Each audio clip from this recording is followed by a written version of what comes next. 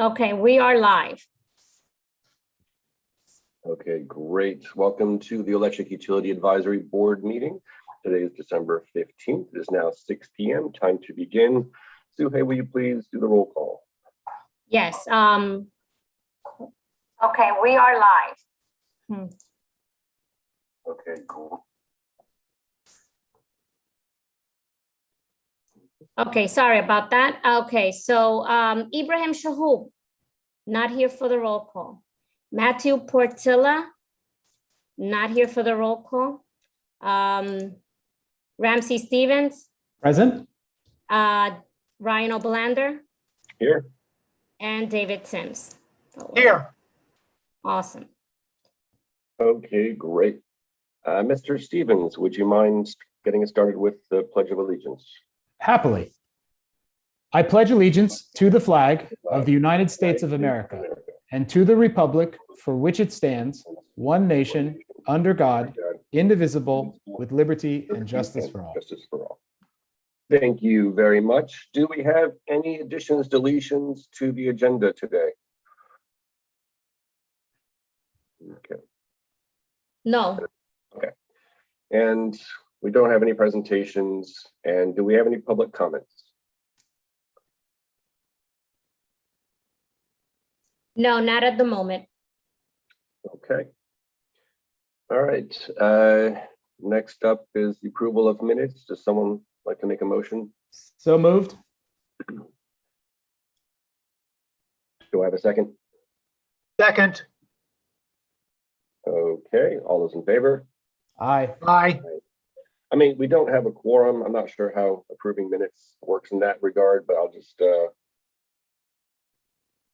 I think we're okay on that one. If we have to push them down to the next meeting, we can. So I'll find out what the rules are for all these minutes. Okay, moving on to unfinished business, which is where we left off last time. Development of recommendations for electric utility conservation program. All right, we don't have Director Liberty with us today, but I was wondering if anyone else did additional homework on this assignment and had some new thoughts and ideas. We can go over our other plan. I personally did something and I can share that with you. I met with someone from the city department. So who would like to go first? Mr. Chairman, I'd like to hear your report first, but I will note that I did speak to a couple commissioners about our efforts and about some of our ideas that would have legal ramifications, or at least would require legal due diligence, and they were supportive of us doing that. But I did not take that additional step without consensus and support from this board to do so.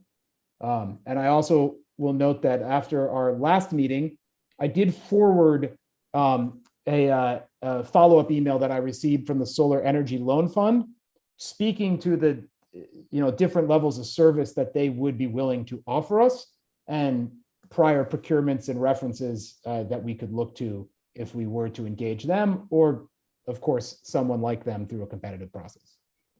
Got it. Well, thank you. Yeah, I did receive the email. That was back on December 2nd, I believe. That sounds right. Okay. All right. Yeah, I met with Mr. William Waters from Community Sustainability, and I did all but ask him to speak at today's meeting. I figured he's busy enough, but it's basically regarding a couple of the items that we had talked about previously that would affect something to do with the code or licensing, things like that. And I just wanted to go over his thoughts on not only the legalities, as it were, but also what would be changed and how things can be changed. I also spoke to a couple of different realtors about some of these things, and I got some mixed feedback as well. So from Mr. Waters, he said that Florida is not a Dillon rule state.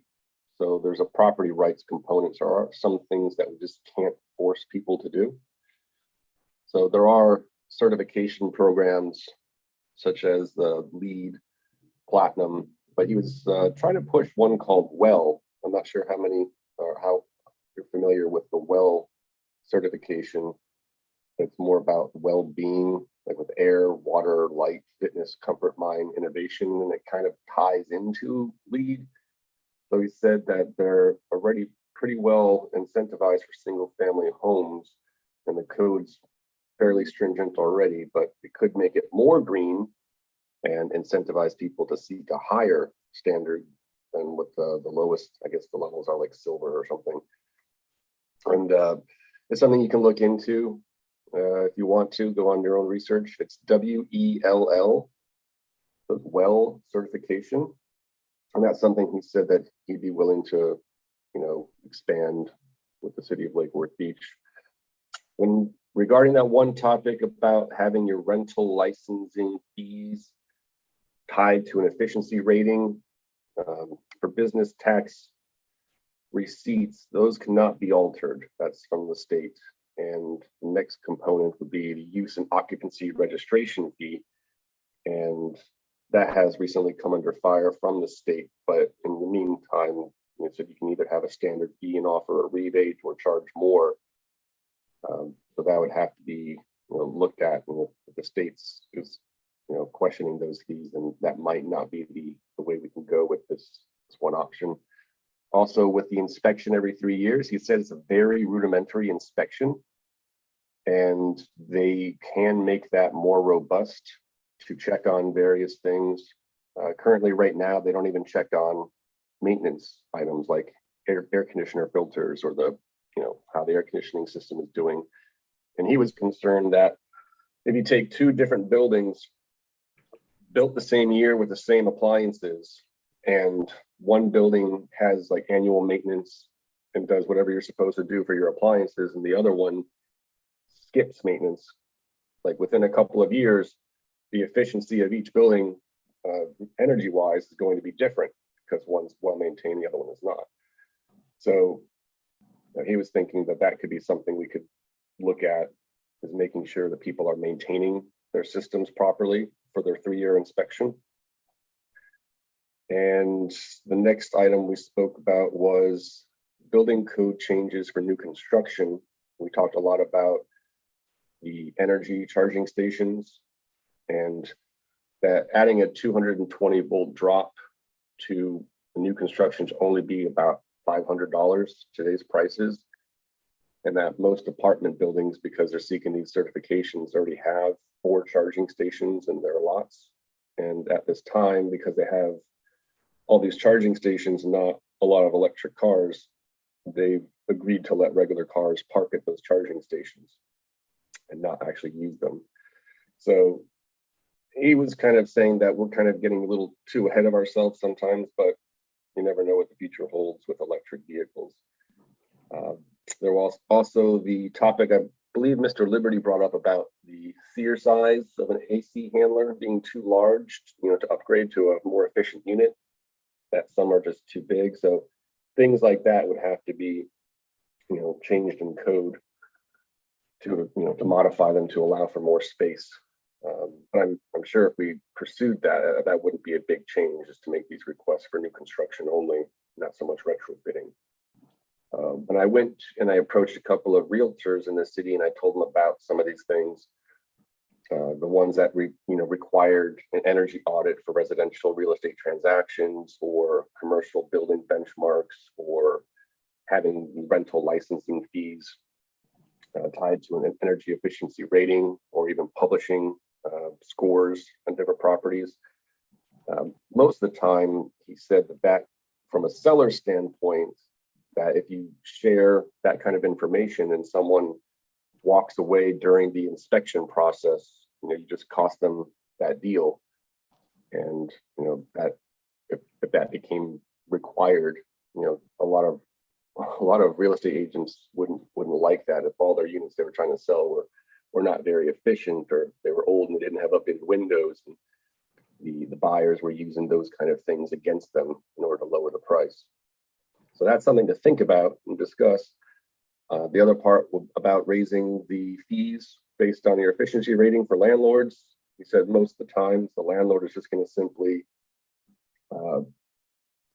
flip that fee right over and charge their tenants more, just because they're being charged more by the city. So And that way, if you look at it that way, you're kind of backfiring when you're trying to lower people's bills. Landlords, pushing that cost along. The exact opposite of what we're trying to do here. So it was some good feedback. Not exactly what I was hoping for, but it was good feedback. And the publishing of the rates or the scores, some people have said that could be used against the city as a kind of like what was the right word he used? I didn't write it down.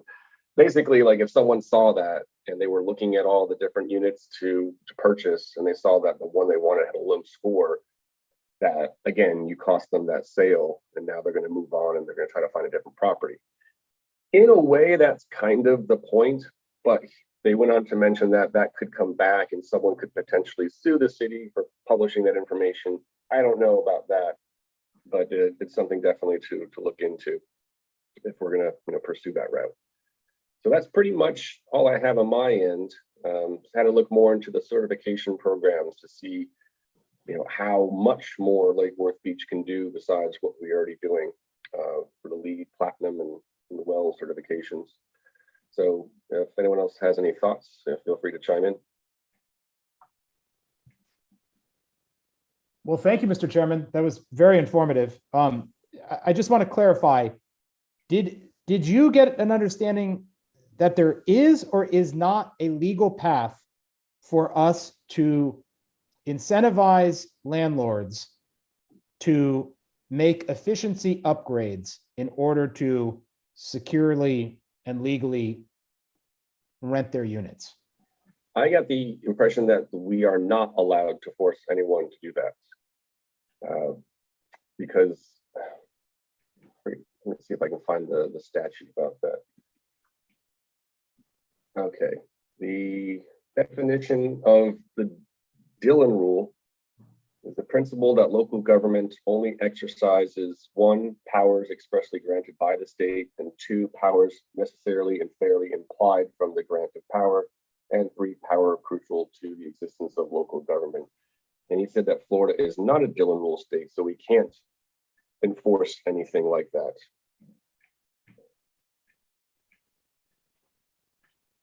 Like, I believe California is, so they can force homeowners to put solar on their roofs and things like that if that's what the government required. So because Florida is more of a property rights state, we can't legally force them to do anything. We can. Yeah, my understanding is that we are not a Dillon's rule state except when it comes to taxation, meaning that historically we do have home rule. Because my understanding of Dillon's rule is that it means you don't have home rule, right? But then in Florida, the exception to our not having home rule has been historically taxation. So if what he's saying is that we are a Dillon's rule state for purposes of taxation, and any disincentive that we pass would inherently be a tax, or that the business licenses are a form of taxation, then that makes sense to me. Yeah, so Florida is not a Dillon's rule state, but it is a home rule state. Right, but we are Dillon's, but it's my understanding that we are a Dillon's rule state for issues of taxation, right? So if the business license is technically considered a form of taxation, then I see how we would not have the authority to do anything there. Yeah, he specifically said we cannot touch business tax receipts at all, but we did have the opportunity for affecting change to the use and occupancy registration fees.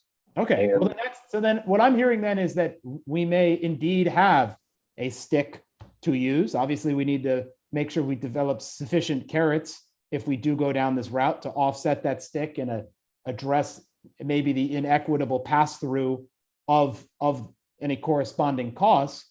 But what I'm hearing is that we do hypothetically have or potentially have a stick as it relates to the use and occupancy licensees, which are not also to adjustments to the inspection process. Right. So you can make the inspection a little bit more thorough versus what they do right now, which is just checking very basic things like the lights turn on. So I mean, I will note here that obviously I am very, very sensitive to negative externalities or second order consequences, right? Unintended consequences here broadly. So if we do anything, we should be really conservative. But I do think there are ways to offset the concern about these expenses being passed through. I mean, I still come back to the anecdote that is driving me here, which is knowing people who live in rental units that have louver windows and window shakers, and by dint of doing so, are required to light money that they do not have on fire, through the months of June, July, and August in Florida, right? And so, I will note here that those people, tenants inherently do not have access to the 25-year term amortizations that landlords do when making capital investments. So, I mean, hypothetically, even if a landlord is going to pass through the marginal principal and interest costs on said financing, that I think getting the data to show that marginal cost relative to the very material cost of running a window shaker with louvers in South Florida is probably still going to be a net benefit for the tenants. So, that's my position at the moment, and I'll leave it there. Yeah, no, that's fine. I think there also is ways that we can educate landlords about, taking advantage of some of these loan funds and making their properties more energy efficient, with the incentive that they would attract more tenants, but also if we ever decide to do this scoring system, one, it can be used as an incentive, like, oh, I got low scores. But if nobody checks it and nobody looks, then it's going to be the same concept. Nobody cares, right? It's like, oh yeah, I have a 20 out of 100 in terms of efficiency, but nobody's checking this website or wherever it is. So I still have people ringing me up trying to rent my apartment or rent my townhome or rent my whatever. So it's unless we actually find ways to, encourage people to use a resource that would have scores, for example, then there's no point in publishing them at all. But yeah, there are incentives. And again, we're going back to the initial conversation of why are we here?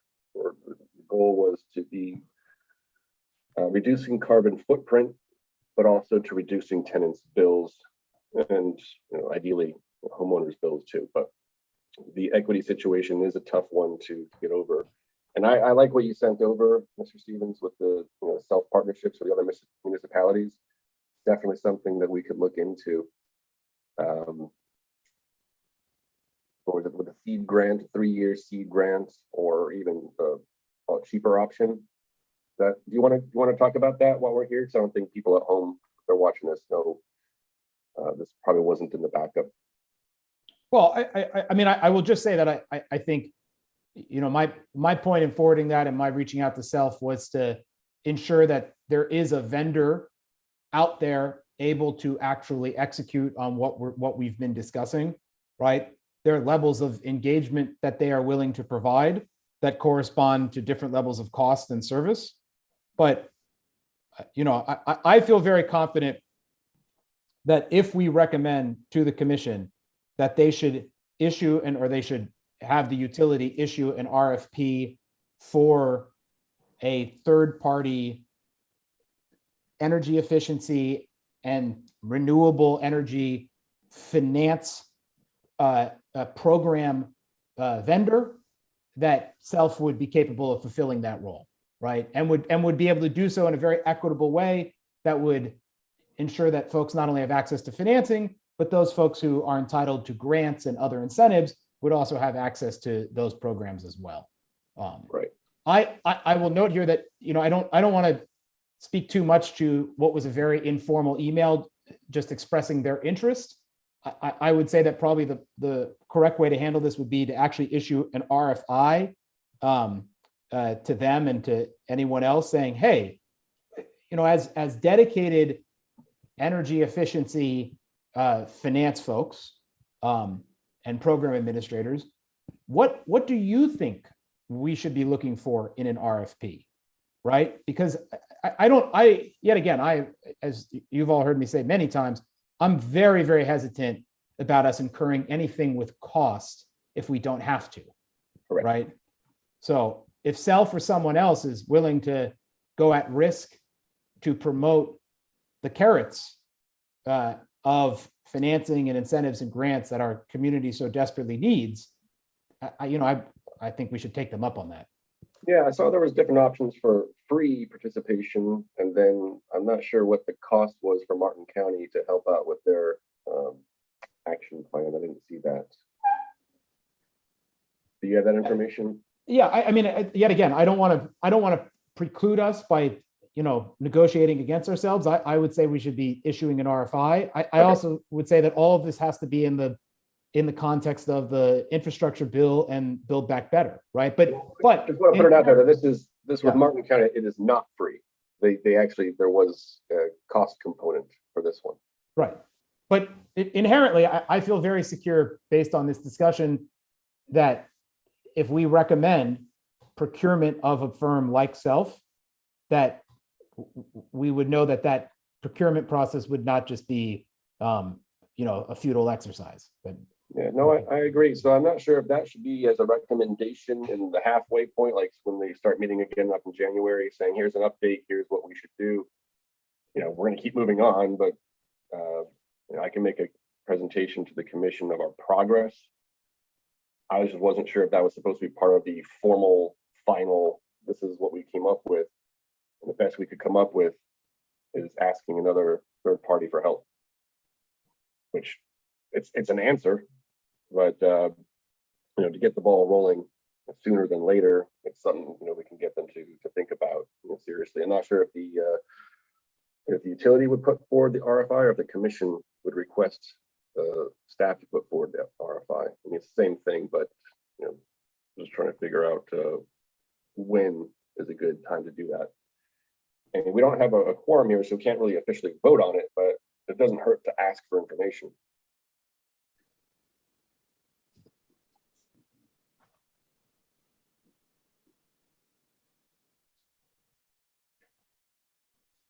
Mr. Mr. Sims, do Liberty. you have any thoughts?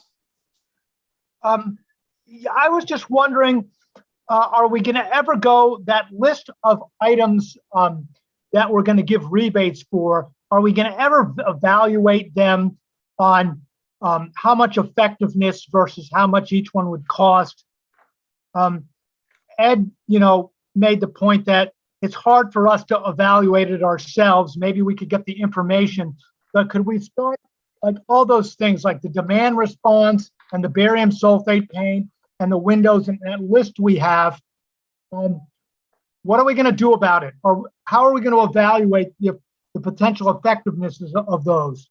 Well, To to decide. answer your question, yes. So we had that list, but if we go the route that Mr. Stevens is suggesting with an RFI to get a company who has experience in this, industry, and they would have those numbers of how effective those changes would be and what the, what the proper rebate should be and, how it affects the utilities bottom line and how they would get paid for. Like that's basically saying if we go for an RFI, we don't have to do that legwork ourselves.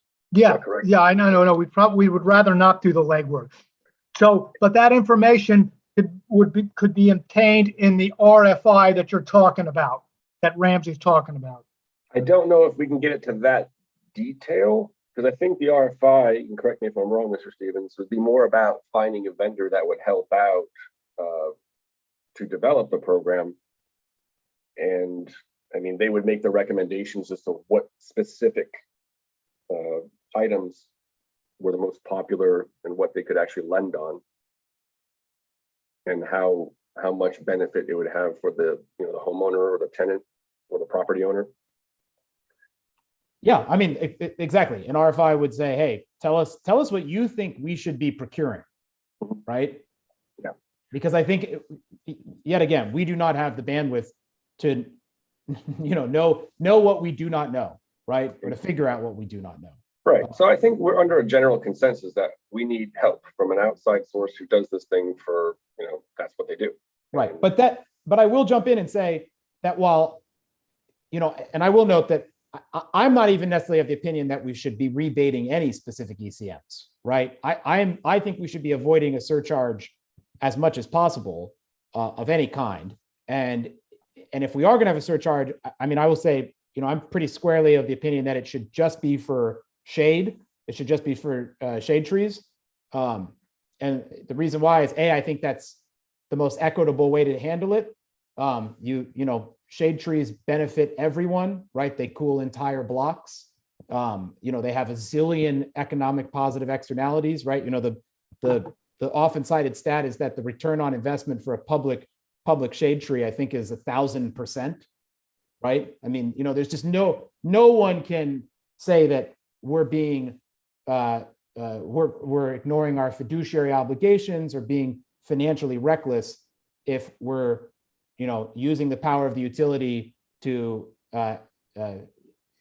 impose a marginal tax, but the marginal tax that would be on everyone or would only be on intensive power users, and invested in something that would have material and transformative impact for everyone, socially, financially, and environmentally. So I'm just going to say that's where I am with a surcharge and by extension with rebates, right? I don't really think we should be rebating anything. Yeah, I'm not sure. Did anyone speak to the tree board or anyone from the tree board? I have spoken to them some of them informally. I also spoke to the folks that run the community greening program in Delray Beach. I mean, yet again, this is something we need a quorum for, because my question to you all is, would you be in favor of a marginal surcharge that, granted, could only attach to folks who have exorbitant bills, right? But would you be in favor of a marginal surcharge that went to a dedicated communal shade tree program, right? And focused on attacking heat island effect at the largest scale possible? I would be against a surcharge in any way. I would ideally hope to get grants for this kind of things. That way we're not charging everyone more money. I mean, the city just agreed to charge everyone additional funds for paying their bills recently. So starting in January, it used to be paid by credit card or e-check, and we charge $375. Well, and Mr. Chairman, you make a really good point there that had slipped my mind. Granted, this bill hasn't yet passed, but the Build Back Better program does explicitly include subsidies and funds for low-income communities to invest in what they call tree equity, right? But to exactly this, right? Right, So this is right. This might be another example. Surcharge then, if the Build Back Better passes the Senate, then. Right. So maybe, okay. So then, yet again, as I said, I'm not crazy about the surcharge at all either. Maybe, do we have, Mr. Sims and Mr. Chairman, are you both willing to make a formal recommendation to the commission that we should be investing in our communal shade canopy to tackle heat island effect and affect cooling for as many people as broadly as possible? I mean, are you willing to recommend make tree investments a formal recommendation of this energy conservation program? The way you worded it, I'm willing to recommend it. Where would the funding come from? Yeah, well, but that's to be I'm almost determined. saying, punt. I'm almost saying punt on it, right? I would like us to invest in trees to mitigate heat islands and for shade for a lot of reasons. Maybe structures wouldn't heat up as much, also for pedestrians. Exactly. But it's not, pedestrians isn't our goal here in this meeting. It's residential and commercial units and electricity users. Yeah, I mean, there's What- also what- some things in the code. Like I see a bunch of these new buildings go up, and the tree requirements could be specifically shade trees, but I see a lot of palm trees going up, which aren't really shade trees. Yeah. I think the requirements for those new buildings they're not for sunlight mitigation. They're for aesthetics. They're to make the property look good. That's the intent of those tree requirements on those building projects. And I will share for instance here, which is, I know that the state of Nevada recently amended their property assessed clean energy program to allow for the financing of trees. I mean, they specifically say the financing of anything that mitigates the heat island effect, but that's the impact of it, right? That's Yeah, the no, intent of I'd be the law. willing to stand behind you on that one. As long as we leave the how we pay for it part out, I would feel comfortable making that recommendation. And then just, someone can either look into grants or other ways to fund this without having to, put a surcharge on customers' bills.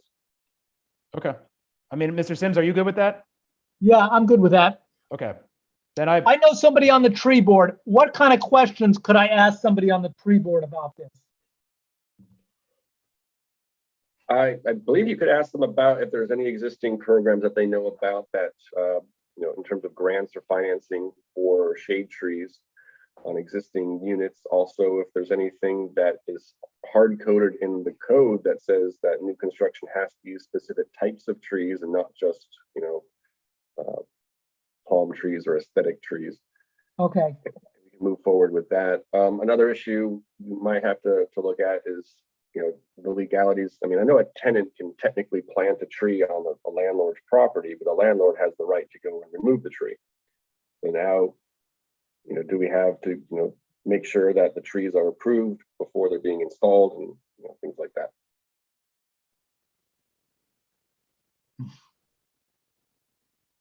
And the other Okay. sad part is that if a tenant does get a tree and they get permission to install it and they're only there for a year or two, they're never going to reap the benefits of the shade from that tree ever. So it's pretty much something, it's a long-term plan, for the building. So it's probably something that we'd have to get landlords on board with. Tenants probably aren't really going to care too much, unless they are in favor of what you said, Mr. Stevens, reducing heat island effect overall.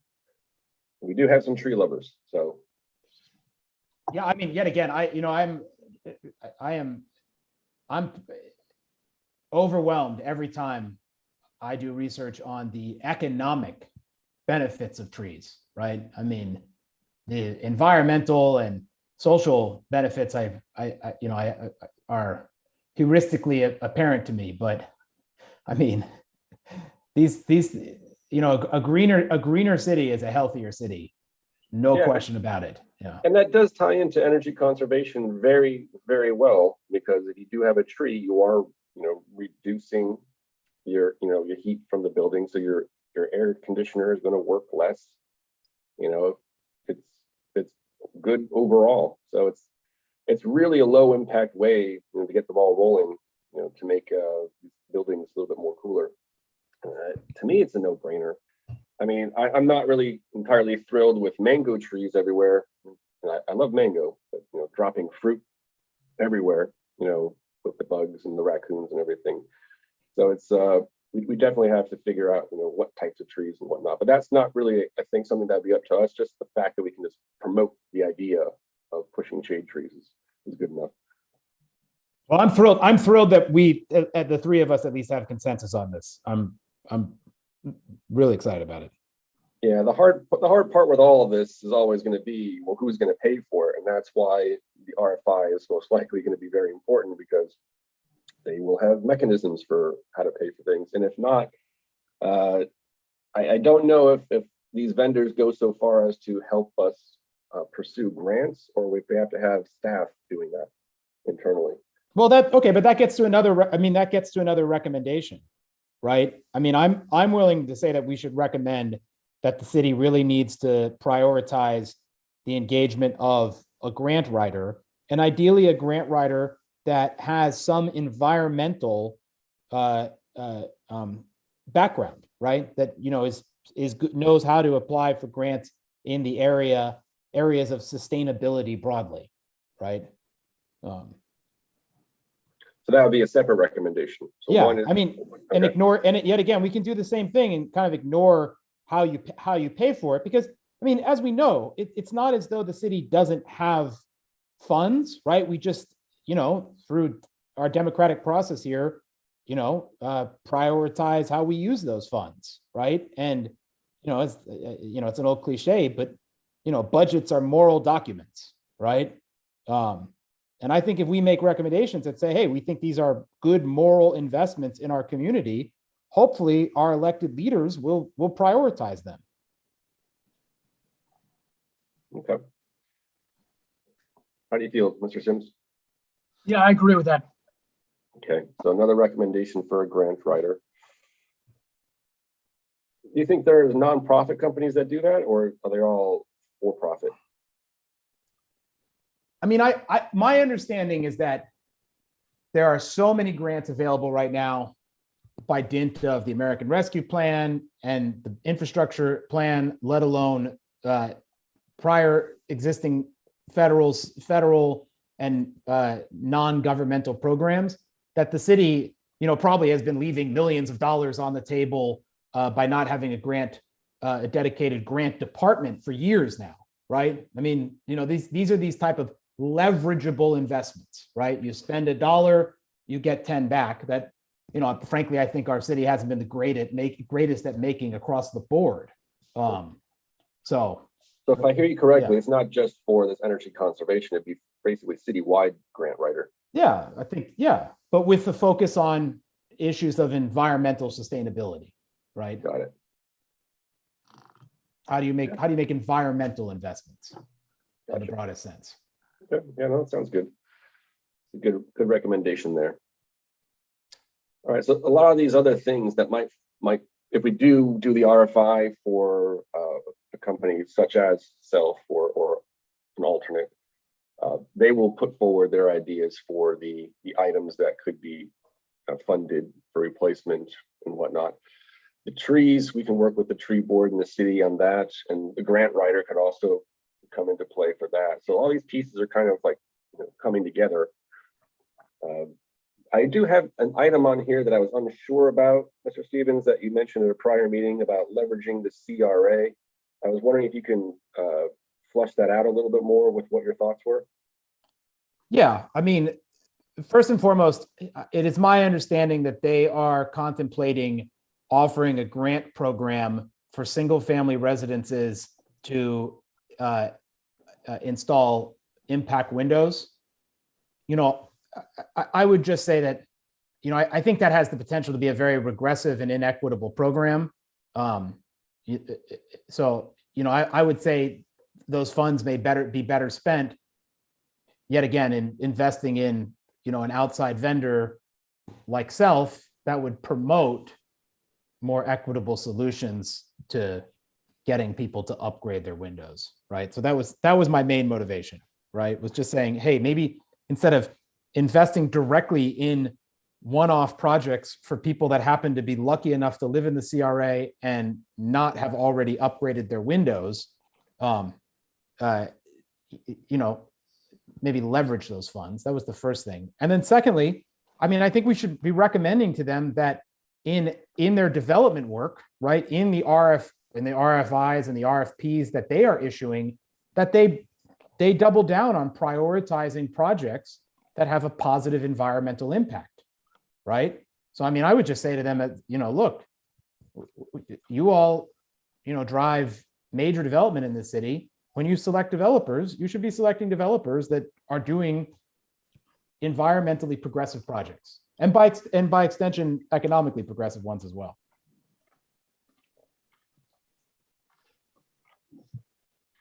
I was taking notes, sorry. So I guess let me fine tune that a little bit more. What I would say is, if we're going to if I was trying to put this in language for a recommendation to the commission, I would say that we should recommend that the commission adopt a policy for procurement, for any type of procurements related to development that prioritize projects that take carbon footprint into account, right? And take tenant or owner utility costs into account. Like I would love to see a responder to an RFP from the CRA, have a couple paragraphs on, hey, here are the investments, here's the engineering that we've done to make sure that this building is going above and beyond in terms of mitigating its offsetting carbon production and energy costs.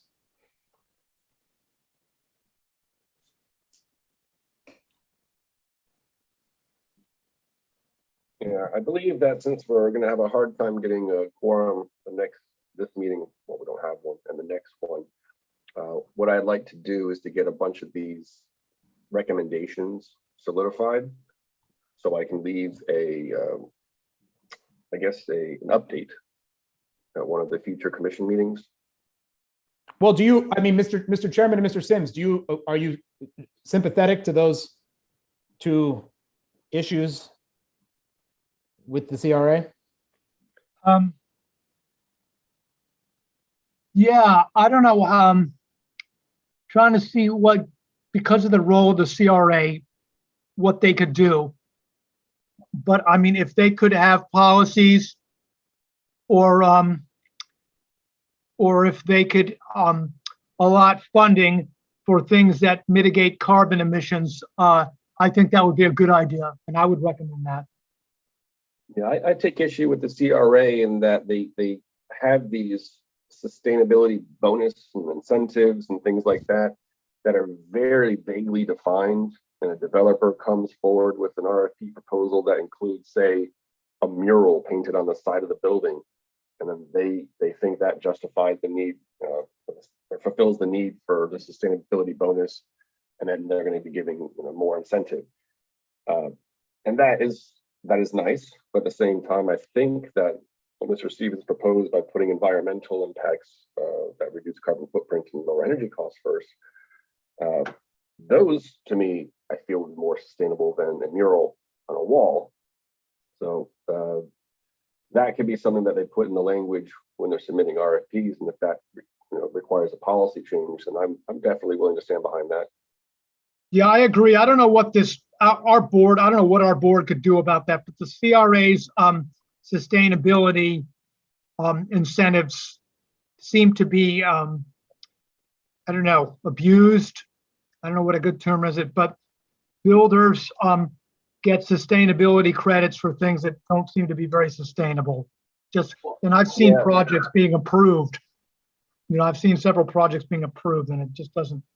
Yeah, the way I see it is the developer comes in with what's the least I could do to get that bonus, So maybe just setting the bar a little bit higher is all we have to do, and I'm good with that.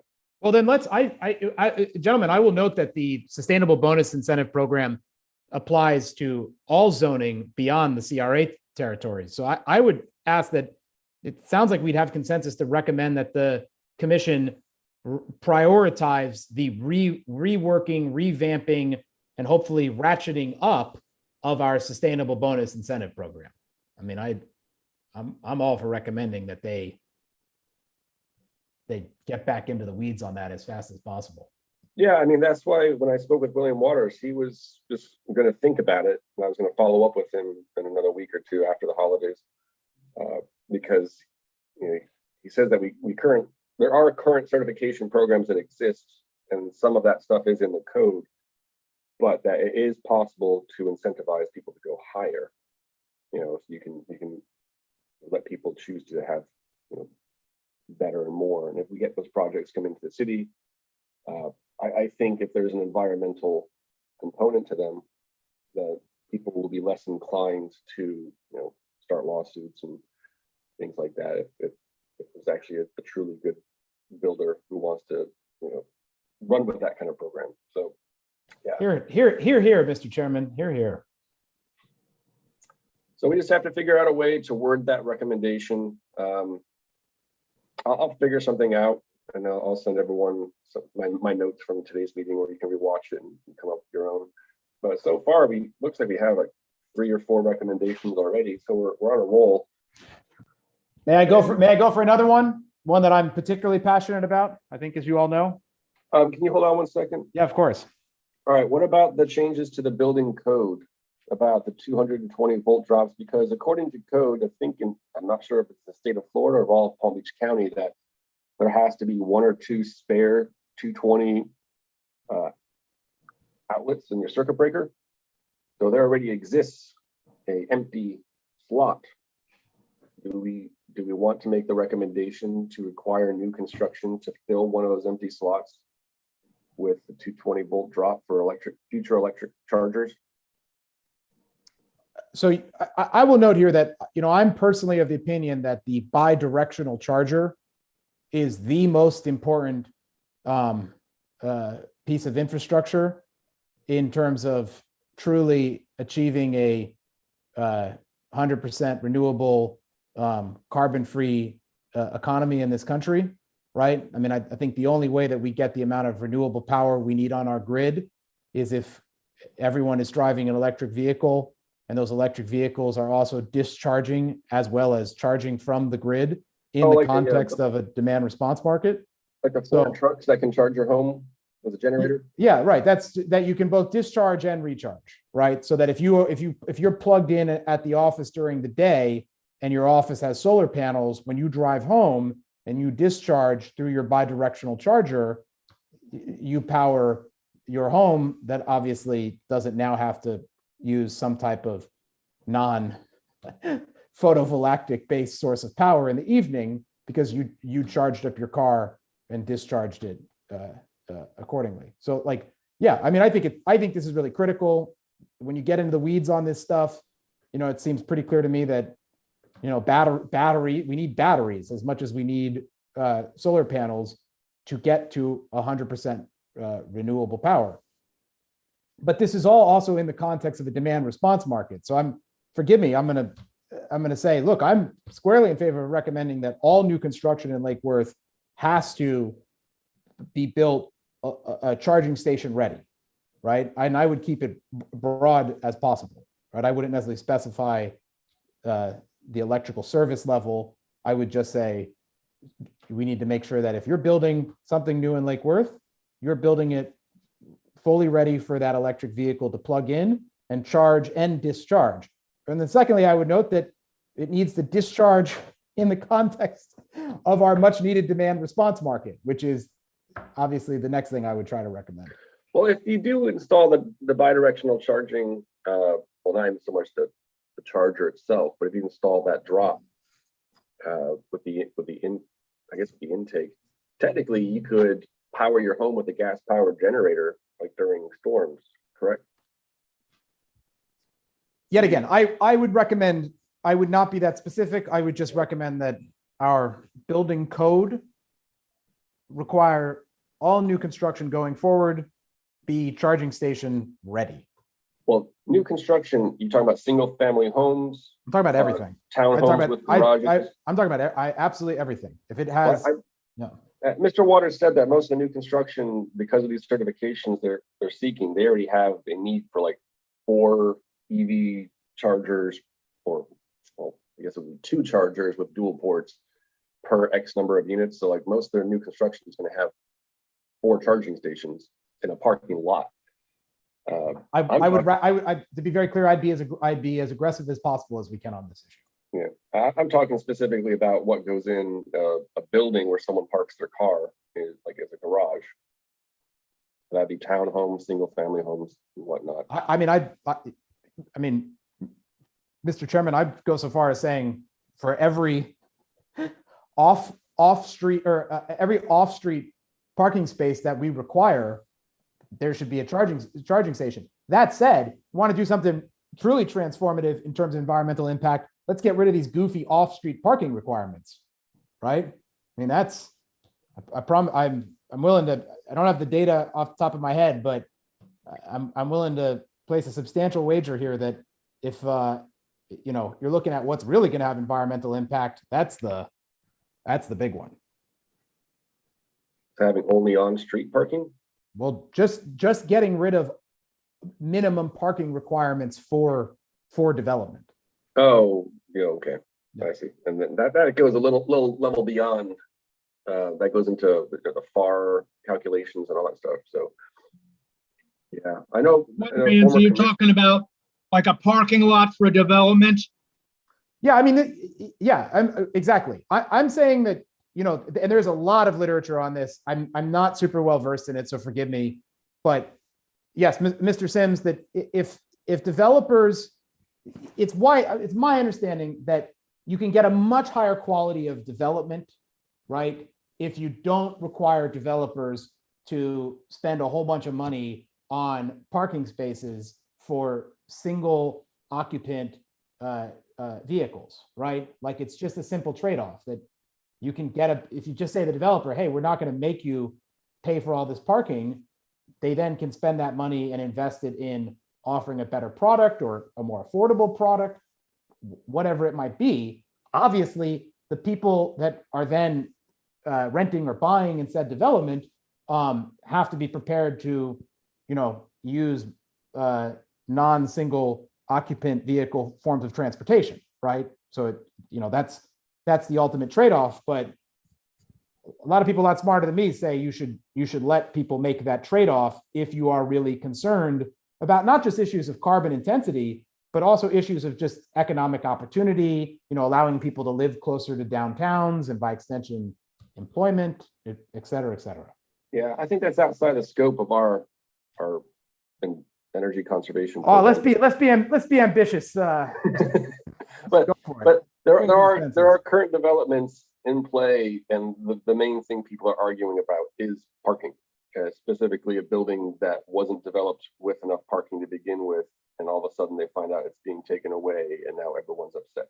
Well, but yet again, this is in the context of a city that doesn't regulate its on-street parking at all, right? We have total laissez-faire, or as a commissioner put it to me one time, laissez chaos in terms of our on-street parking in this city, Yeah, I would feel more comfortable if you were to make individual recommendations to the commission on that, and we'll leave that out of the recommendations from the Electric Utility Advisory Board.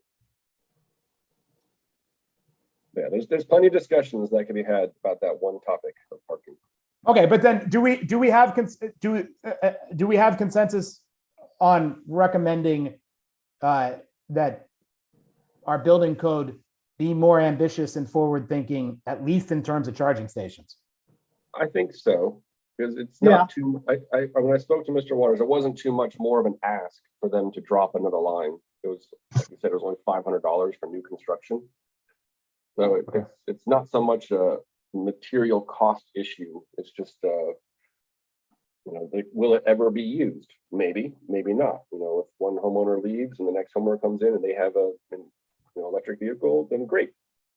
They will save the money, by having one already there. So it does, in a way, it does promote. I don't think we should incentivize with rebates the retrofitting of chargers, unless that's what within the RFI, if they can say, well, if you do incentivize it, then this will be no brainer, because then they'll use it more, then they'll have electric costs, and it'll be a net positive for the utility, things like that. So I would rather delay that recommendation about rebates and defer that to the company doing that kind of scope. I fully support that sentiment. Okay. But I do back the new construction requirement, having one. It doesn't hurt, right? So it's not like a big ask to have new construction, because I'm not sure how many new single family homes will be going up if all new construction were required to install that, or townhomes or whatnot. No, I mean, and I think if anything, this just tackles the tail end, right? Because I think it is apparent that this stuff is, developers, home builders, whomever it may be, they're doing this stuff already, right? The market's making them do that. So by us doing this, if anything, we're just protecting the tail end home buyer or developer who decides to be a penny wise, pound foolish, and would have otherwise regretted it. All right. On the same token, while we're on the topic of changing code and whatnot, what about the recommendations for newer buildings? I'm not sure what exactly the code says now about their air conditioned handler room sizes, but making sure that they are large enough to support more efficient units going forward. I mean, I think that's a no-brainer, but I would maybe, yet again, I'd try and keep the recommendation broad and just say, look, the commission should direct the building and zoning departments to, come back with formal recommendations on how to ratchet up the energy efficiency of all new construction in the city. I'd add an asterisk to that I think we should make sure that they're reaching out to the new Office of Building Efficiency Code that the federal government is establishing through the infrastructure bill, right? So, there's, as I've brought up several times in this context, there's, a new office with $300 million in resources to help local cities just like ours address this exact issue. Yeah, there's probably many things in the construction of a building that we don't even think about, like the having poured concrete with insulation versus cinder block construction, things like that. Yeah, so again, that's we can recommend to have the building department recommend something. Here. I mean, Mr. Sims, does that work for you? Yes. Okay. All right. Can I get to my passion issue now? Because No. We're going to go to Mr. Sims first. No, I'm just kidding. Go. No, Mr. Sims. No, please.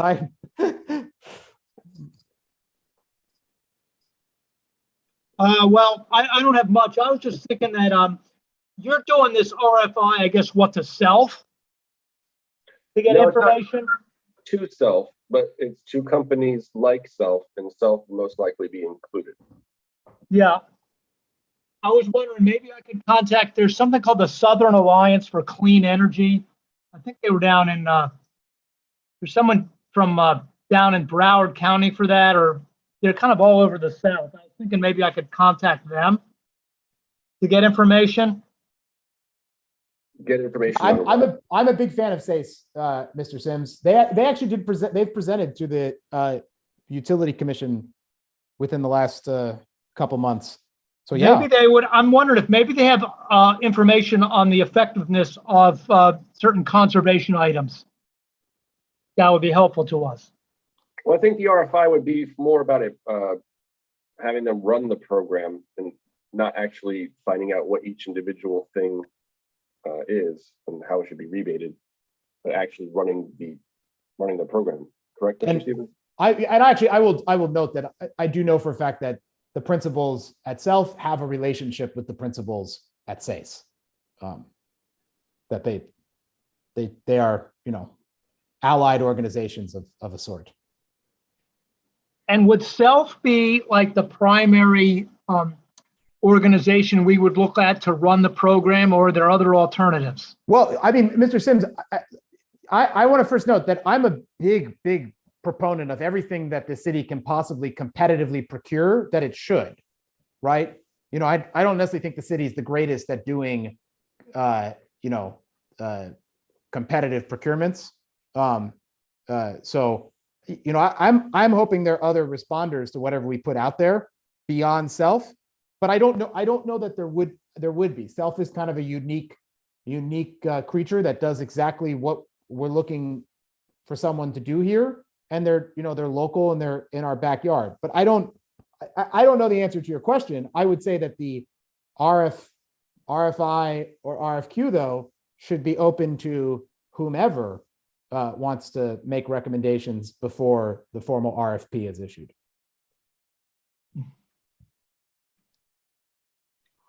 Yeah, it's not. Right. We're not going to knock on Self's door and be like, "Here, you do this." It's gonna, we want people to come to us, and like Mr. Stevens said, if there's an outside party that we don't even know about, Yeah, I mean, I mean, yet again, I think we have to be careful that we're not like overly getting in the weeds here. I mean, this stuff is handled by the professionals. Yeah. But yeah, I mean, my preference would be you actually do an RFQ. So that's how you determine who's out there and who's interested. And then from the RFQ, you go to an RFI. So you get the best ideas from anyone who's interested. And then you take those ideas, you could bring them back to a procurement committee. That procurement committee says, okay, this is what should go into the RFP. And then you issue the RFP, right? That's like, I want to get a better idea of what we're issuing it for. I mean, what are they going to do in running the program? They're going to run it, but who's going to pay for these rebates? Where's that going to come from? Well, I think, and that gets to the RFI, right? I mean, I would ask, You know, I would We're gonna find that out in the RFI.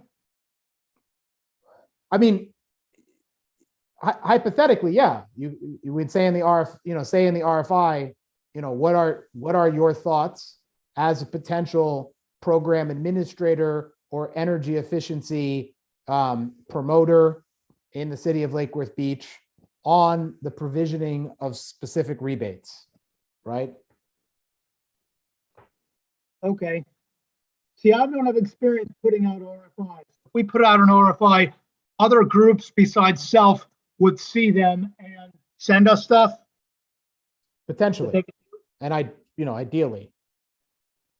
But there's no guarantee. There's no guarantee that even self would respond, right? Are you planning on putting out an RFI? Are we going to do that? No, I think we have to just Or recommend. does the city do that? Yeah, the commission instructs the utility staff to do so. All right. Right, so we would make a recommendation, and our recommendations can just be ignored, or they actually get actionable results by them going forward with the RFQ. So all that we can do as a board is make recommendations at this point. All right. So could we make a recommendation to the commission to have staff put out an RFI to find who could help us fund and administer this rebates program, something like that? I think that's perfect. I would just make the distinction, fund and administer a energy efficiency program, right? An energy efficiency program. Yeah, Okay. keep it broader than specific rebates. Yeah, we're not specifically married to rebates in general. It could be broader than that. So there's many facets to this. Yeah. I guess an energy efficiency program is good. All right, so I got that written down just to make a recommendation for that. Let's go back. Can we decide on that tonight, or do we need a quorum for another meeting? I think a general consensus is the best we can do during the holidays. They kind of, it's hard having all these meetings and having 4 people show up to each one. Yeah. Especially around the holidays. So, I mean, we could choose to push these votes out to a later date and not make any recommendations as an update. I believe we have a February deadline. I don't think we're supposed to have anything active by February. I think we're just supposed to have something recommended by February, but I'll touch base about that. Mr. Chairman, could I make a process recommendation? Yeah, go ahead. Why don't, it sounds like you're already doing the work to formalize what we have consensus on tonight. Would you be comfortable emailing through the appropriate channels our fellow board members with all the items that we have consensus on from tonight and say, hey, if any of you object, please let us know, right? And if that needs to be addressed in the sunshine at our next meeting, they can then just object to what we've achieved consensus on, right? Okay. Instead of going through. Yeah. No, that sounds good. Before we leave here tonight, I'm gonna get the proper wording for these recommendations to make sure that I wrote it down. Because I'm just jotting notes. I'll make sure I get these things formally written. So we have a couple so far. Let's keep on going. Mr. Stevens, you had your hand up for a while. Oh, my passion issue? Yeah. Yeah. All I'm going to say is that the Environmental Defense Fund describes demand response as the quote unquote killer app of the smart grid. I mean, as I said, that's all I'm going to say. I'm going to leave it there. To me, this is like the most low impact thing we could do. Well, I'm going to leave it there. I'm happy to elaborate if you'd like me to. The Environmental Defense Fund. So they're trashing demand response. Is that what you're saying? No. That's meant as a high compliment. Killer app is a high compliment. Right. Sorry. Forgive the millennial colloquialism, but it is. They're saying demand response is critical to having a smarter grid, right? And having a smarter grid is critical to achieving a carbon neutral, carbon negative grid that we desperately need to achieve, right? And I will note demand response also, has the, not the potential, it does, it directly incentivizes and compensates people for conserving power during times of peak power consumption. And by extension, it does, keep peaker plants offline, right? And peaker plants are overwhelmingly still carbon-based, right? So, I mean, I don't think this is like, yet again, I've said in public in this meeting, in this context before, I think it's egregious that we do not already have a demand response program. I recognize our utility is overwhelmed with lots of practical and prudent things to keep the lights on, and I'm very appreciative for all that our utility staff does to address these more things. So that's, it's a personal opinion, but yeah, I think demand response should unequivocally be at the foremost of our recommendations here. Well, I know that the argument has come up from Mr. Liberty about the cost. And currently, we're going through the strip improvement project. I'm not sure if it's just something that he has against the program specifically, or if it's something that because we're currently doing one thing that has a high capital cost, that we should just delay this suggestion until after. I mean, okay, but I want to note that demand response programs have positive ROIs for the utilities that offer them, right? That's the whole point, right? Is to be financially accretive for the utility. So, I mean, for me, sure, if the recommendation is we recommend the issuance of a procurement for a demand response program administrator that would, not cost the city anything, I'm all for doing that, right? Isn't there also a cost of having to go to a property to install devices? No.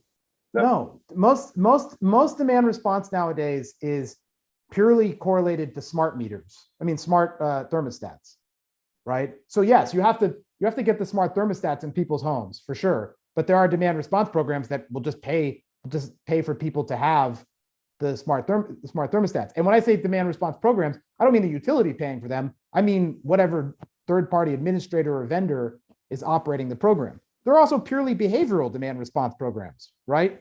Like demand response is a very dynamic market nowadays.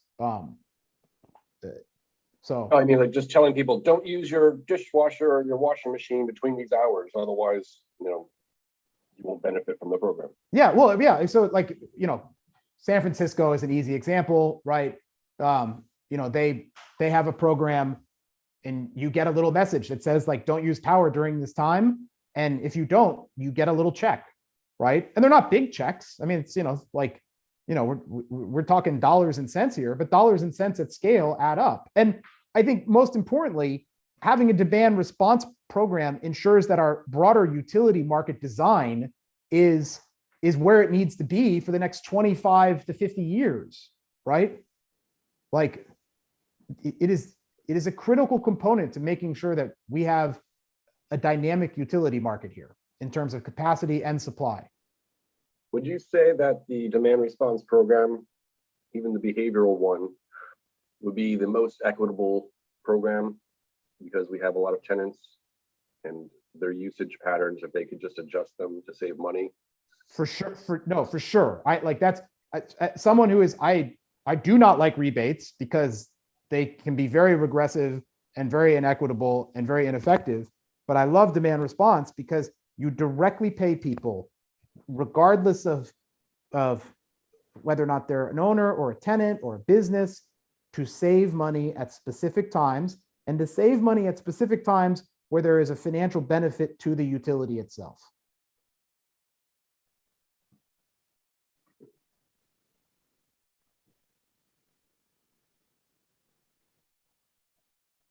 Yeah, I mean, it almost seems like a no-brainer if all you're asking is for people to change their behavior to save money or even earn money. That's what this board has been tasked with, is lowering people's bills. It didn't really say lower the utilities bills or prevent them from making more money, but if the goal is to reduce the customer's bills, this is definitely one way to do it. It's also a way to just keep our peak, make sure that we are not having an unnecessarily high peak capacity cost over Yeah, our time. peak capacity was it's 97 megawatts. So I mean, if you could keep a lid on that, that would be good for the utility. Huge. If you could drop it down a little. Well, with future capital projects and improvements, we can probably make the recommendation to pursue projects that have a storage component. Well, but that for me is the big one right there. So if you go, like, the largest demand response company in the world is this company called NLX, used to be Enernoc. And if you go to their website, right, I'm pretty sure, actually, I'm just going to pull this up so I have it right. But it's like, demand response, helping your community's adoption of electric vehicles, right? It's something like that. And the whole, Can you spell that? the whole point is that it pays people, it creates a economic incentive, a revenue stream corresponding to batteries, right? Distributed batteries in a community, which gets back to the bi-directional charging thing.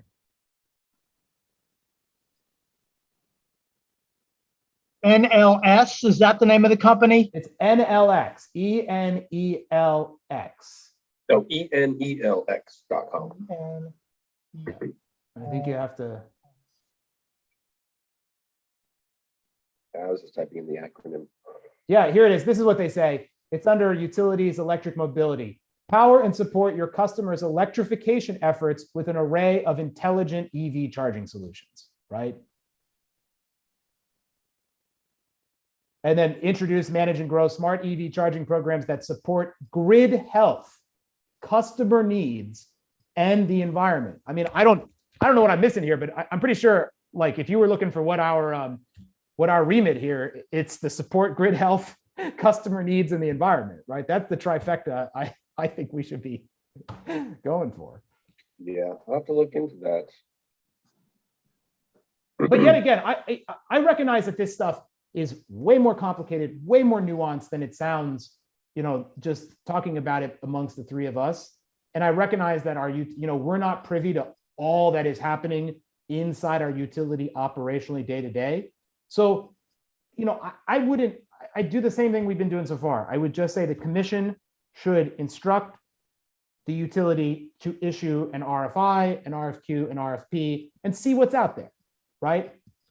Learn what the utility maybe doesn't know, right? Like, let's just make sure that we're, getting best offers. Yeah, I don't mind making a recommendation for an RFI, because that to me just means someone's going to come and give a presentation. Worst that can happen is that the commission says, "Oh, that sounds great, just not for us, or not at this time." And at least we'll have information, and the public will have a sense of what's going on as well. Here. To not do one just doesn't make any sense. You don't know what you don't know. Here. All right. Yeah, I don't mind putting forward that recommendation for information. So what do you think, Mr. Sims? Yes, I think we should recommend to the commission that they put out an RFI. Yeah, just see what's out there, and we'll just learn some more. And if city commission and staff don't go for it, then we'll move on. At least we'll have tried. All right, let's see here. What other things are on this list here? Oh, is there anything else, Mr. Stevens, about demand response? No, that's all. I appreciate consensus from my fellow board members, and I'm very excited about this recommendation. Yeah, so if you're watching this video, the website again was enelx.com. Learn more about demand response and the benefits to your grid and environment. All right, I'm trying to find my document. Oh, there it is. Too many windows open. Okay, so the other ideas that we came up with, some of these, the ones on the rebate list, that should be handled with RFI to a program administrator. The other ones that I kind of, I guess, copied from the city of Austin, Texas, it didn't really sit well with local real estate agents. So I'm not sure if we want to make similar recommendations. I'm not sure if any of you looked into the city of Austin, Texas, like our Director of Liberty mentioned a couple of weeks ago, and saw what they were doing in terms of their the green building certification, net zero homes, their annual commercial building benchmarks, basically forcing all commercial buildings to have a yearly audit so they can keep track of how they're doing energy wise. And then also requiring energy audits for residential real estate transactions involving a building that's 10 years or older.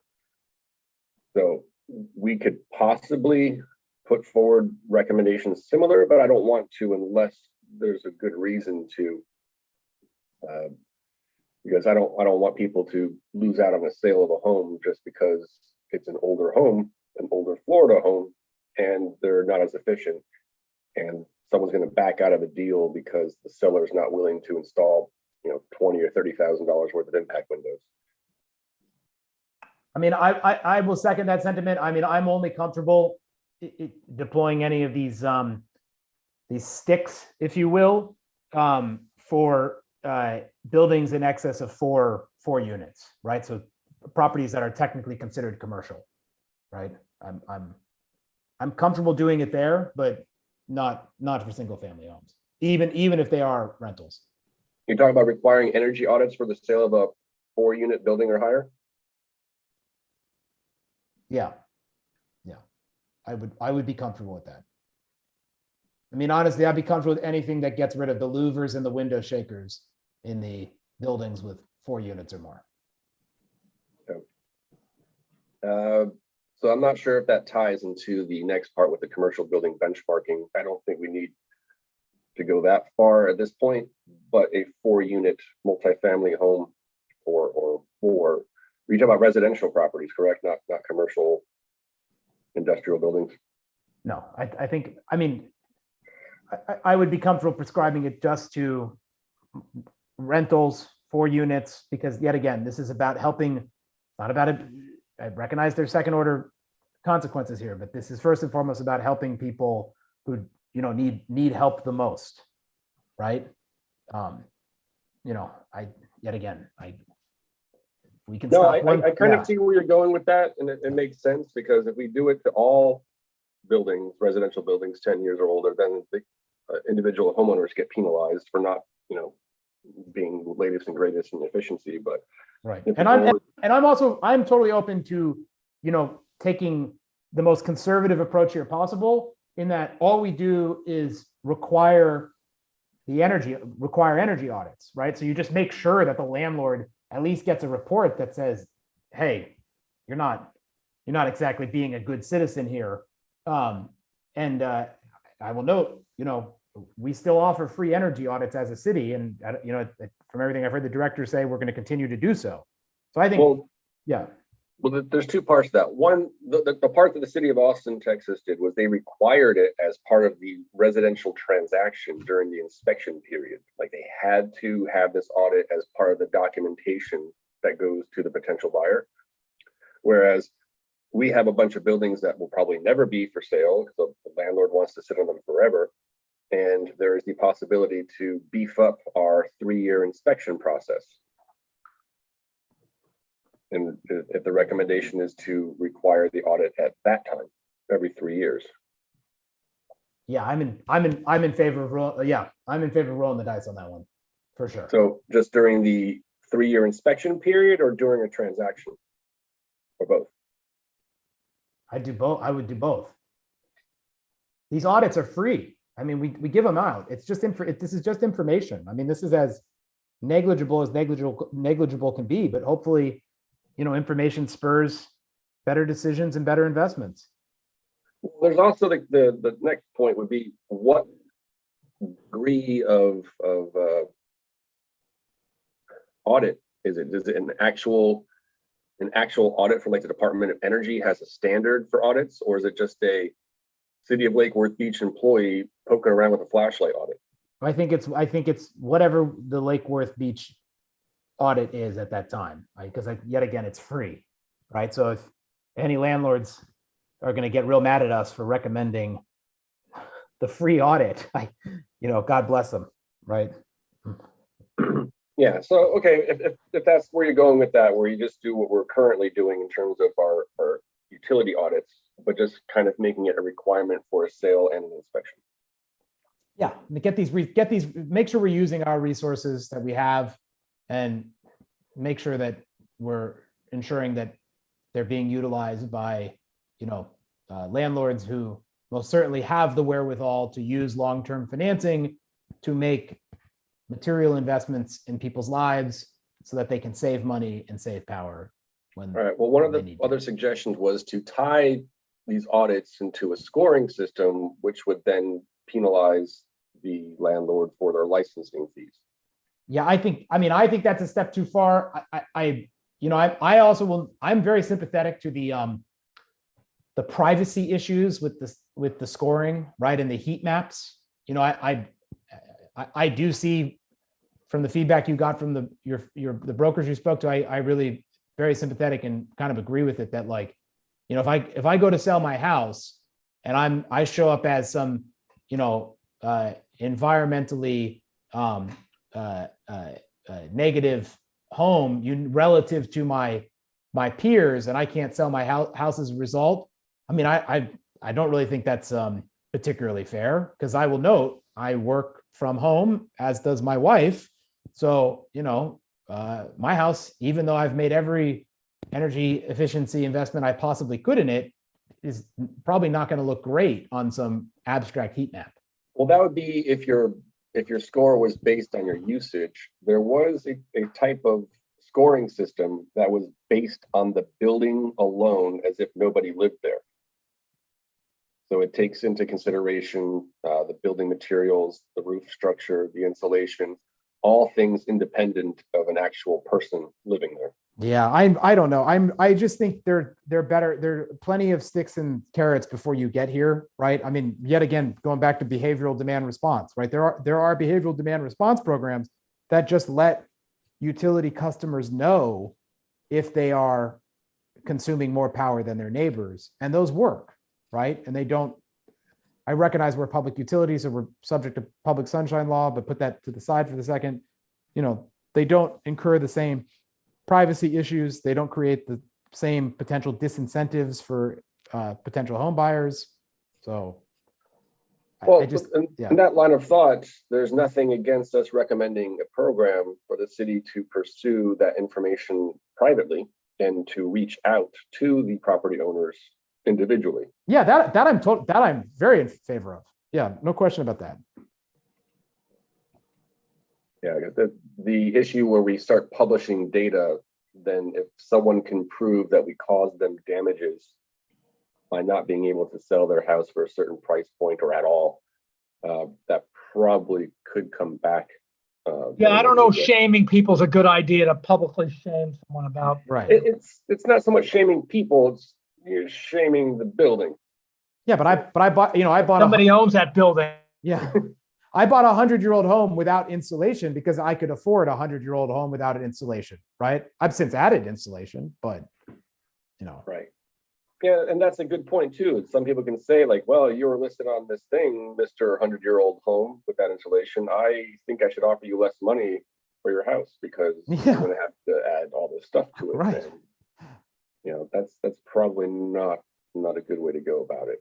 So we have other ideas. So I can recommend that we do the private collection of data with the outreach program, and then recommend the energy audits to see where the improvements could be made. And that way, there is no public component to this. I mean, in a broad sense, that there might be a way that would work if everyone was okay with it. But I think for our initial set of recommendations, since we have so many already, we kind of have a good start. We don't have to go through the extra hassle of building, because we also have to think about who's going to build it, who's going to maintain it. Is it tied to the audit data? Who's coming with scores? There's a lot of stuff that's involved just with that one thing. I mean, it was a cool idea. Don't get me wrong, but probably not the best for this board. No, there's much lower hanging fruit, and there's also much more delicious fruit that we can prioritize. All right, I'm just writing up some notes.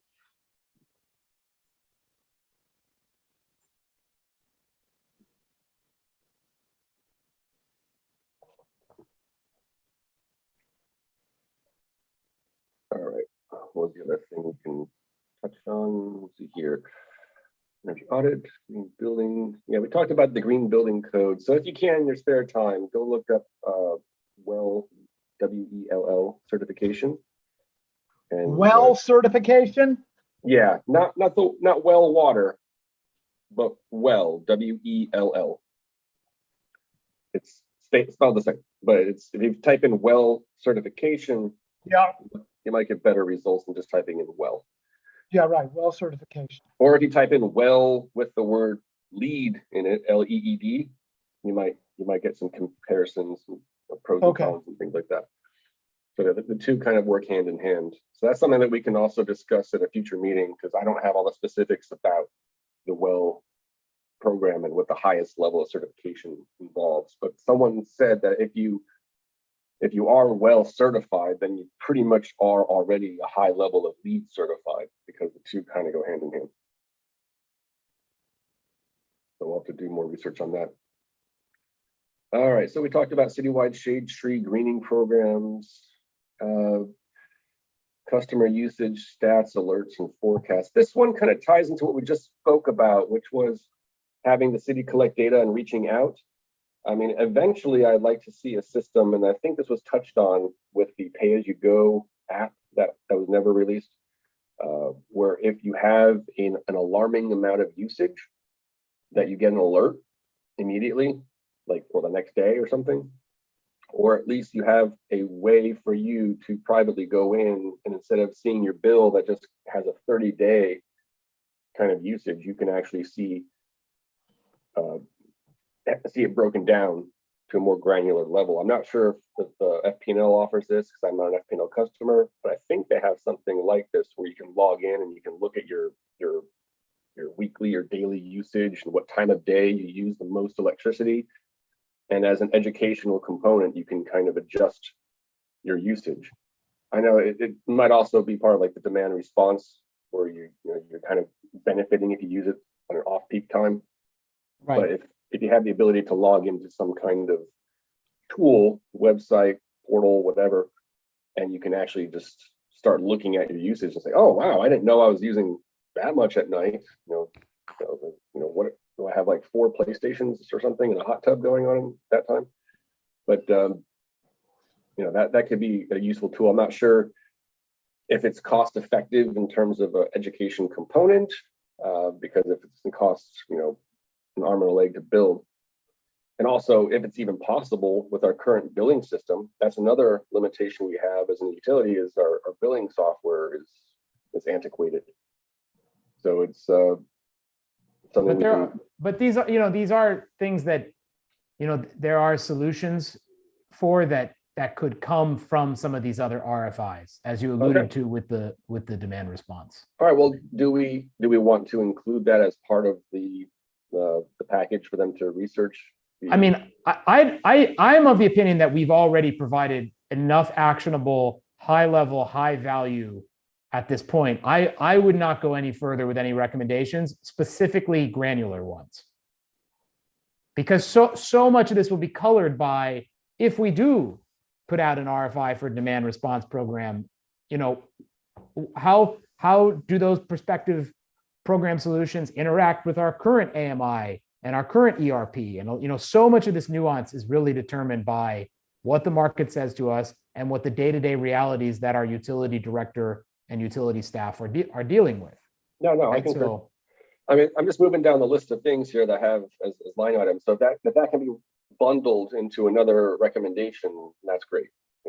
We just push it off, because like you said, we don't know what the limits of our systems are, so we can't recommend we want something if we can't have it. Believe there was another thing about the conservation kits, something that was done 10 years ago. That's, again, we can wrap that up into the recommendation for the RFIs, if those kind of conservation kits are useful. And there is an important item about education. I'm not sure if these RFIs would cover the actual education component about reaching out to schools and having someone from staff do like speaking to the school gymnasium, or whatever, doing little handouts to bring home, little fun little things that we can kind of gather from other places like Solid Waste Authority, because they do a lot of things with water conservation and recycling. And if we had something that we can do with energy conservation, it's like, oh, if you tell your parents to lower their AC or leave it at 78 or something like that, then you'll save this much money and you can have, I don't know, more for your allowance. I'm just coming up with something, but there's things that could be put like printing for different flyers that they can leave at the building department when people go for permits, various things like that. Website improvements. We can have an entire section of the website under the utility section dedicated towards conservation and ways that people could save money on their bills. And again, this might kind of tie to the RFI about the other programs like the rebates and whatnot. So I kind of want to say that when we do this RFI, we should include an education component in there to make sure that that's because you can't really measure the success of education. That's more of like a long-term thing for children in schools, and then eventually they grow up and they start having these habits of conserving energy themselves. So I don't know what your thoughts on that for tying it to the RFI or making that a separate recommendation. Mr. Chairman, I would note that I would tie it to the RFI because inherently, I think what, the minimum level of engagement we would be getting from a potential vendor would be pretty much exactly that, right? Education to our fellow citizens about the programs that are out there and the benefits of energy efficiency. Okay. Well, I was taking it a step further by actually going to schools and having someone from staff, take an active role. And like there's various elementary schools and things that we visit on a regular basis and just have more of an interface with the city children, knowing that we have our own utility. I was on that side. So I don't think that would be covered under the RFI, but it could work together if the RFI does include that component. And they said, oh, it would be nice if someone could do this, or even take field trips to the utility plant and kind of show that off.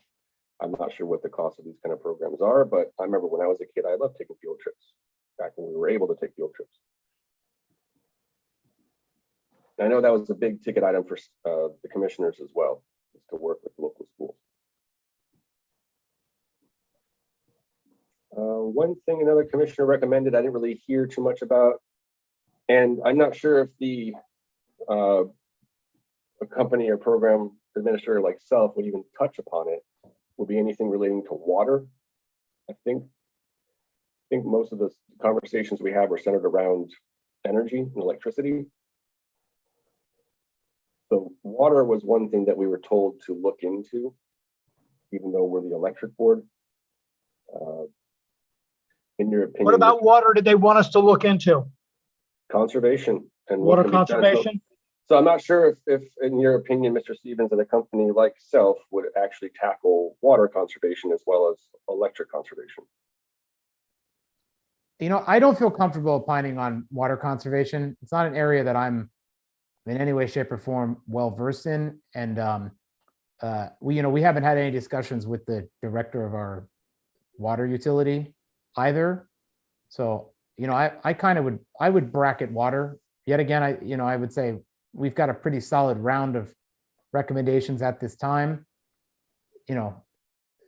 I'd say we can offer to move on to water next, but I would have to do more homework to. Well, I was inclined to include it in the initial round of recommendations because it is a part of our current bill. We have water, electric, and sewer most times, and then sometimes people have special pickups and whatnot on their bill. So if the idea was to lower bills overall, water is an important part of those bills. And if there was anything that could be done to reduce those bills by installing, say, dual flush toilets or high efficiency shower heads, or I'm not even sure I can talk to Mr. Shields about if they do any kind of audits like the electric department would, like even irrigation system audits. If people are overwatering their lawns or if they're not efficiently watering their lawns, that would definitely help people lower their bills if they can have an efficient irrigation system. Yeah, I will note that I know that or at least I understand that the Florida PACE financing does incorporate water conservation. So, I could see what a potential partner like Self could do, not that they promote PACE, but that, our outside energy efficiency program partner could do in terms of supporting water conservation investments as well. I do think the most valuable thing we could probably do is getting back to the recommendation about how we leverage our AMI data. Letting people know that their water bill all of a sudden has spiked because of a leak is a very valuable service. So, that's something I would be very yet again, I'm not comfortable making any water recommendations, but I'd be very interested in knowing, what the water utility director's opinion is on the value of our AMI data. Now with the AMI data, do you know if he's not here to answer, but do you know if we currently contact people when we see irregular usage? Or do we do contact people when we see irregular usage after the fact. I know, like, once the bill is issued, because I've been contacted. Okay, right? so But it was way after the fact. It's like, here, That 2 weeks doesn't later. really help. Yeah. You would want something that if there's a sudden spike, you would notify them long before the bill comes out, long before the usage is evaluated. And gentlemen, you're gonna have to forgive me. I've actually had a personal issue arise, so I am unfortunately gonna have to excuse myself at this time. But okay. I hope. Well, thank you for all your input. We have a lot you. of recommendations I can flush out. I can email a copy to everyone, and like you said, I can ask people if they object to anything there, to reply, and then we can bring it forward to our next discussion. Okay. Thank you, Mr. Chairman. Thank you, Mr. Sims. I really appreciate it. I'm sorry again about this. Sure, no problem. Yeah, so Mr. Stevens' last suggestion would be leveraging AMI data to contact the customer for irregular usage. I would have to see who I can speak to about that, probably the customer service department, to see if they currently do that on some level, like a 1 or 2 day delay. But yeah, if someone does have a massive leak of water, usually they're going to notice it by reduced pressure.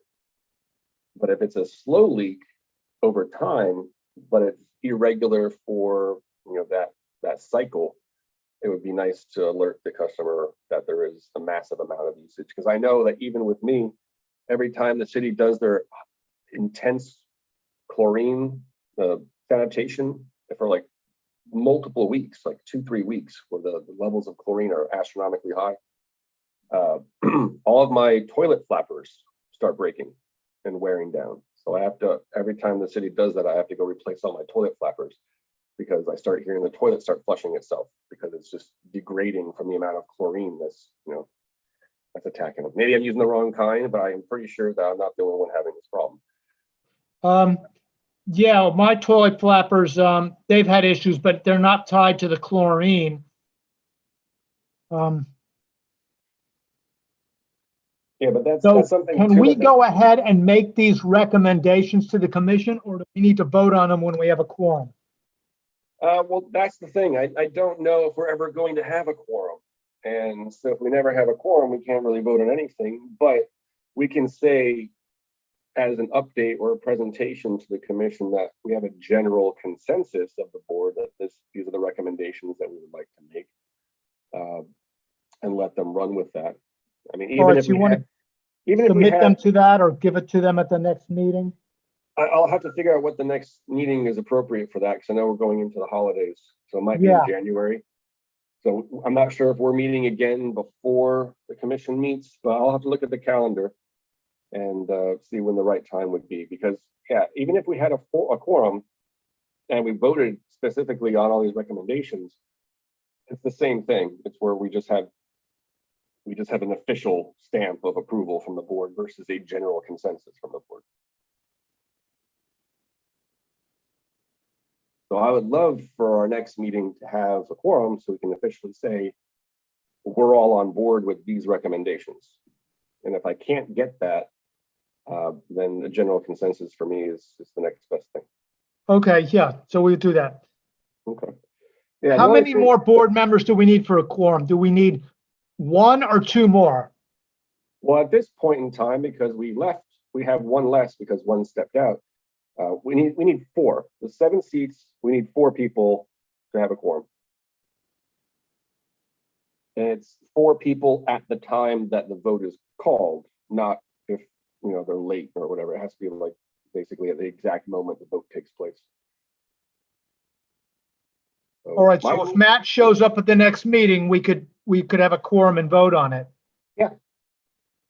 Or if Mr. Calhoun or if another person gets seated, like say from Palm Springs, their seat's been vacant for a while. So yeah, if we can have a quorum, we can have a vote, then we can say these are our official recommendations. Okay.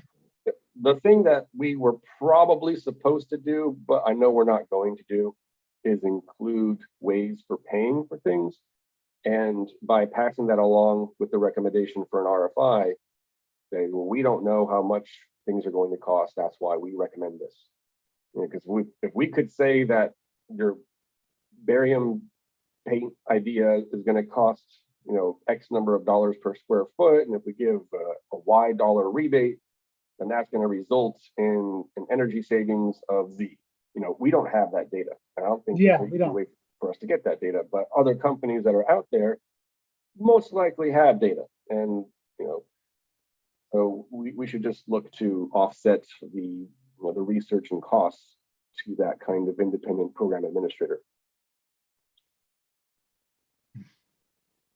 I know that Director Liberty was telling us that we had to pick and choose which ones we wanted to bring forward to a program administrator, but the recommendation would be, well, let's hear what they have to recommend first, before we make any. Yeah, before we eliminate anything. Yeah. So there's a lot of good ideas that we put out there, but at the same time, we just don't know. We just don't know how much they're going to cost and if they're going to be as useful or not. I mean, I thought for one, having the recommendation for giving rebates for electric car chargers would be beneficial, because you need to pull energy from the grid to charge your car, which would mean that your bill is going to go up a little bit. So in the end, if you're giving someone a rebate, but they're going to have higher bills for the life of the car, you could break even or actually have a net positive for the utility, to make money on that. So other items where you give a rebate for someone to save money, you'll probably never see that money again in terms of utilities operating costs. So that was always the problem of how much you should actually give a rebate for. So I'd rather push that off to an independent company to give us the exact data that we need. Yeah, that's what I'd rather have. Other companies would have to be able to figure that out. They'd have better data than we can find ourselves. Yeah, unfortunately, it's too much to ask this board to get that far into the weeds on every single one of these things. So I like the list of recommendations. I can just briefly skim over it real quick, and then we can conclude the meeting. That's okay? Yes. All right. So we decided that we need an RFQ or an RFI for a nonprofit program administrator to come up with an energy efficiency program. And companies like Self and others. So it's not just, we're not singling out one particular company. An RFI for a grant writer with a focus on environment and green energy concepts. A recommendation for promoting shade trees. Not very vague. I'll have to get more language in there. A recommendation for a policy that prioritizes projects that put environmental impacts first, like reducing carbon footprint and lower energy costs. And revisiting our sustainability bonus program. Recommending that all new construction must be EV charger ready, bi-directional. Recommending building and zoning departments to bring forward recommendations of their own for energy efficient buildings. And one example would be like AC handler room sizes for higher efficiency, larger units. A recommendation RFI for demand response program. And recommending energy audits for residential buildings with 4 or more units during a transaction sale or during the 3-year inspection process. a recommendation for the utility to compile usage data on its customers and reaching out to the highest usage ones privately to avoid the public scoring system that we talked about. How to better word that one. And the recommendation for leveraging our AMI data to contact customers of irregular usage as soon as possible. So that's pretty much all of it. I'll have to come with better language. I'll type this up and I'll email everyone. Not so much that we can discuss it by email, but just Yeah, to share. what the that's pretty good. I'm wondering, can the RFI for demand response, could that be rolled into the conservation program? Because demand response is one of the things. Or do you should it be You're going in and out. Can you repeat yourself? the RFI for the demand response? Could that be rolled in with the RFI for the conservation program? Because I don't know, I always thought demand response is kind of like part of one of the things in the conservation program. I believe we could, but I think having a separate RFI would allow demand response companies to, competitively, reach out to us. Okay, yeah, all right, I'm cool with that. Yeah, because if we Then go just for an have it just RFI as it for- is. Yeah. Then if we just go have for an everything just RFI as you read off. Yeah. Like I was going to say, if you go for an RFI for the program administrator and they have a specific demand response provider they want to use, it might not be the best for our city. So that's why you'd have a separate one just for that particular program. And Okay. then we can, force them to work with each other, I guess. All right. Is one way to put it. Yeah, so definitely. So then just the list of recommendations you read off, I'm cool with that. Okay. Yeah. Like I said, I'll type this all up and send it to everyone and give everyone the opportunity to say that they object to a specific item, and then we'll bring that to our next meeting. Okay, great. All right. And are there any board comments? Anything outside of the realm of the conservation that you would like to talk about? Right now, no. Okay. Well, I would then seek a motion to adjourn. Okay, I'll make a motion to adjourn. And since I'm the only one left, I will second that. Okay, All right. Thank you. okay. Have a good evening. Is our next meeting going to be in 2 weeks or 4 weeks? I don't know. We will reach out to everyone and see what works. Okay, All right. Great. Thank you. very okay. much. I'll see you shortly then. Okay. Bye-bye. Okay, bye.